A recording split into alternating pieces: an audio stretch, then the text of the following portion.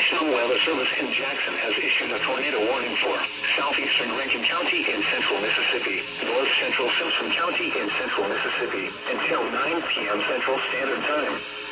At 8:08 p.m. Central Standard Time, a severe thunderstorm capable of producing a tornado is located near Mendenhall, moving north at 20 miles per hour. Hazard, tornado. Source, radar indicated rotation. Impact, flying debris will be dangerous to those caught without shelter. Mobile homes will be damaged or destroyed. Damage to roofs, windows, and vehicles will occur. Tree damage is likely. This dangerous storm will be near Piney Woods around 8:20 p.m. Central Standard Time. Cato around 8:35 p.m. Central Standard Time.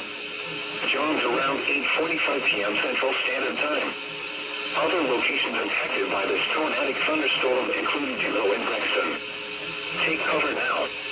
Move to a basement or an interior room on the lowest floor of a sturdy building. Avoid windows. If you are outdoors, in a mobile home, or in a vehicle, move to the closest substantial shelter and protect yourself from flying debris. Don't miss an all-new Ghosts Thursday after Young Sheldon on CBS.